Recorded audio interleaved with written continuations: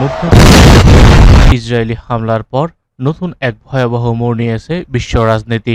আঞ্চলিক দ্বন্দ্ব ছড়িয়ে পড়েছে বৈশ্বিক সংকটে, কারণ ইরানের পাশে দাঁড়ানোর ঘোষণা দিয়েছে চার পরমাণু শক্তিধর রাষ্ট্র রাশিয়া, চীন, পাকিস্তান ও উত্তর কোরিয়া।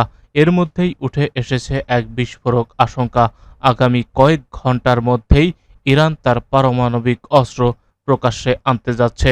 বিশ্বের আলোচিত প্রতিরক্ষা প্রযুক্তি আয়রন ডোমকে অনেক দিন ধরেই ইসরায়েলের অজেয় প্রতিরক্ষা স্তম্ভ হিসেবে ধরা হতো, কিন্তু ইরানের চালানো সর্বশেষ হামলায় সেই প্রতিরক্ষা ব্যবস্থাও ধূলিসাৎ হয়েছে।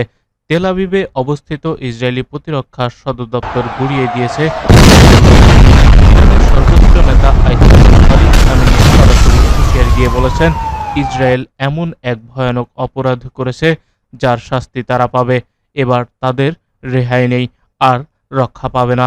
১৪ই জুন জাতির উদ্দেশ্যে দেওয়া ভাষণে খামেনি জানান, ইসরায়েল কেবল হামলা চালায়নি, যুদ্ধ ঘোষণা করেছে।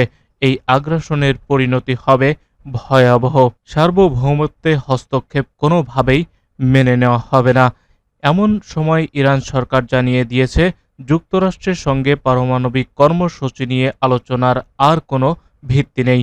ইরানের পররাষ্ট্র মন্ত্রণালয়ের মুখপাত্র ইসমাইল বাঘাই বলেন, যুক্তরাষ্ট্র একদিকে আলোচনার কথা বলে, অন্যদিকে ইসরায়েলকে হামলার অনুমতি দেয়। এটা দ্বিচারিতা। ১৪ই জুন রয়টার্সের এক প্রতিবেদনে উল্লেখ করা হয়, ইরান এখন যে কোনো মুহূর্তে তাদের পারমাণবিক অস্ত্র প্রকাশ্যে আনতে পারে। এদিকে টুইটার ও ফেসবুক সহ বিভিন্ন সামাজিক মাধ্যমে ইরানপন্থী একাধিক অ্যাকাউন্ট থেকে দাবি করা হয়েছে, আগামী কয়েক ঘন্টার মধ্যেই ইরান পারমাণবিক অস্ত্রের পরীক্ষামূলক ব্যবহার শুরু করবে তেল আবিবে। এমন দাবিকে উড়িয়ে দিচ্ছেন না আন্তর্জাতিক নিরাপত্তা বিশ্লেষকরাও।